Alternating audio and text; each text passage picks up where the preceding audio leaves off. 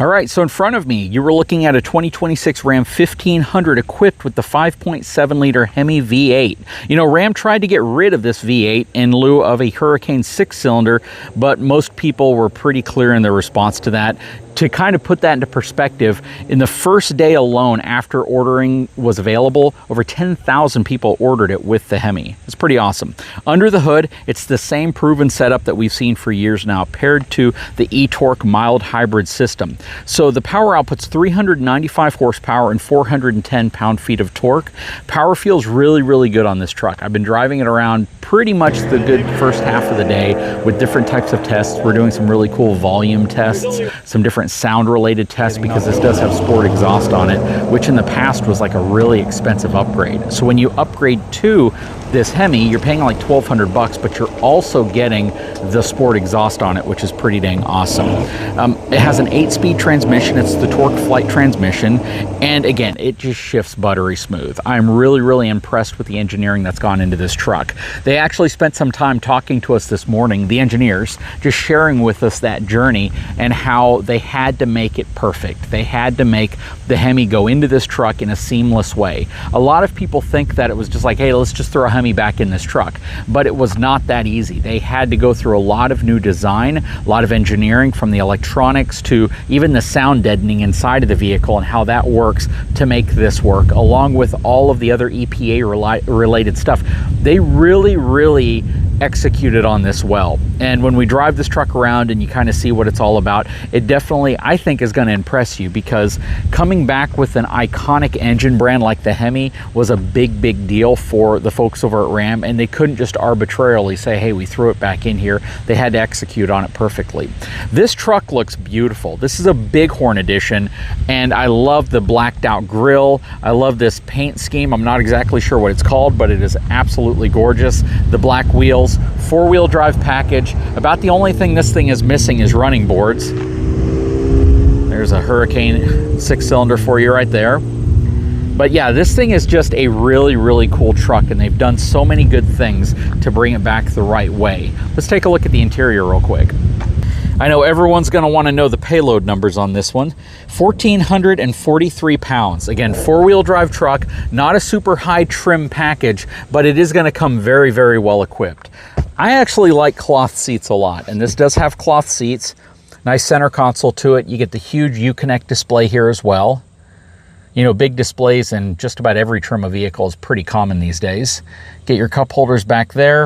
Of course, you have this cool sliding center console area.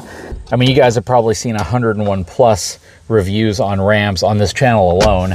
So nothing really crazy going on in here from like a groundbreakingly different perspective, but the fact that it now has the Hemi inside of it. So there's going to be a lot of videos on my channel talking about the exhaust, how loud it is, how it sounds from the inside, the outside, driving by, all of that. So if you haven't checked that video out, when it comes out, definitely recommend looking for it. I like the fact that they have the nice step here on the side, so you can get into the bed very easily. Then you just kick it out of the way when you're done. But let's go ahead and remote start the truck real quick. About 3 feet away.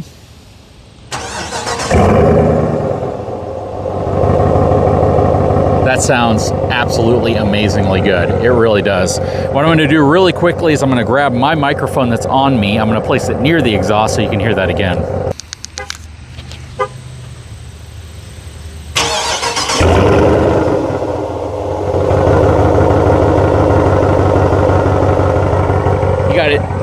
You got to admit, that sounds pretty dang good. Also from the back, we can remote drop the tailgate. Nice soft opening tailgate. This has the spray and bed liner already in place. We have our 400 watt, 115 volt outlet. We have our bed lining. Plus we have the track system in here, which is really nice. plenty of tie down spots. And the folks over at Ram have done a great job with assisting this tailgate and lifting very, very easily, because that's a big deal. You know, as you get into these super fancy complex tailgates with steps, kind of like the GMC or the Chevy tailgate or my Ford tailgate, you get into these really heavy tailgates that can kind of be a challenge unless you have like the auto up feature. But on this truck, very simple tailgate function. Again, with the step right here in place, it makes getting in and out of the bed of your truck super, super simple. But what's also really nice is the fact that tailgate is super, super, super easy to close. And that matters to a lot of folks that have a truck like this. Again, four-wheel drive package, has a nice bed cover on it already.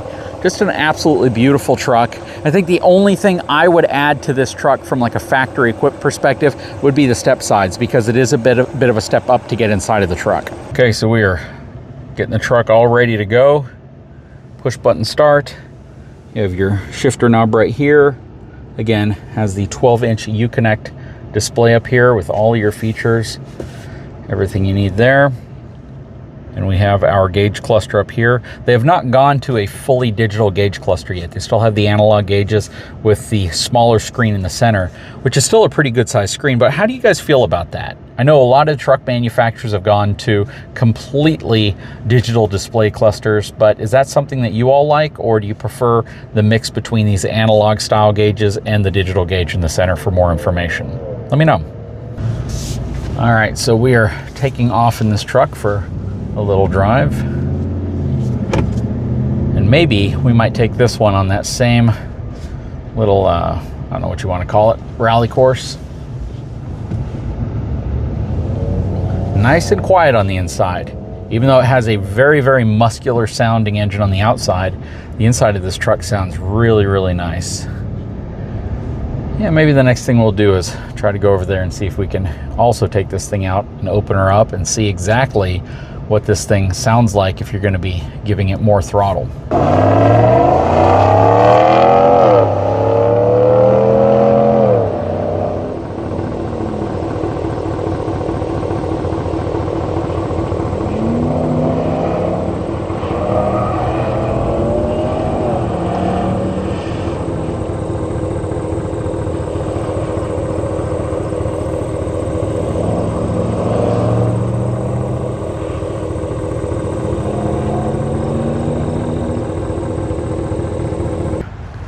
This is one absolutely beautiful, beautiful truck. Old school Dodge. Adventurer 1500 Little Red Express truck. This thing's pretty cool, isn't it? Got some Goodyear GT radials, some mags on it. This is a really, really beautiful example of an older pickup truck. Leaf sprung suspension. Check out that suspension. It's interesting how the shock absorbers are positioned versus current trucks. Well, what do you guys think of this thing? And from the inside, I'm not going to hop in there, but I'll show you a little bit of what it looks like from out here. That's a piece of history right there. And this over here is a 2026 Ram Longhorn four-wheel drive, again equipped with that 5.7 liter Hemi V8 engine. And this engine produces 395 horsepower and 410 pound-feet of torque. It is the e-torque system, so it's that mild hybrid system that you can get. Check this thing out a little closer. So can anybody guess what the payload capacity on this truck is? Let's see who can get closest. Keep in mind, super high trim truck. Absolutely love these Longhorn Edition trucks. This thing is beautiful, and it is absolutely loaded. But what do you think? Before I give you the capacity, drop a comment below. What do you think it is? I'll tell you that it is under 2,000 pounds. I think that's pretty obvious. Actually, it is 1,135 pounds worth of cargo capacity on this truck. So whenever we're talking about half-ton towability, you always have to remember that payload number is typically what you are going to use up before you use up your towing capacity number. Both these trucks, just assume they have, 10,000 pounds worth of tow capacity. That truck right there, which when we look inside of it, check this bad boy out. This is a beautiful interior. This is a Laramie package, so you're still getting the leather. You got the bigger screen, actually. This one has the 14-inch screen in it. Same digital gauge cluster back there. Does not have a sunroof, does have the camera rear view mirror. But what do you think the payload capacity on this truck is? Again, this is not a base trim truck. They both have tow packages. This one's 1,411 pounds. So you're getting roughly 300 pounds of additional payload capacity out of this truck than you are going to get out of this Limited over here. But can you guess the reason why this truck would have so much more payload capacity than this truck? They're both four-wheel drive trucks. They're both super loaded up. This one does have a sunroof. This one does not. Here it is.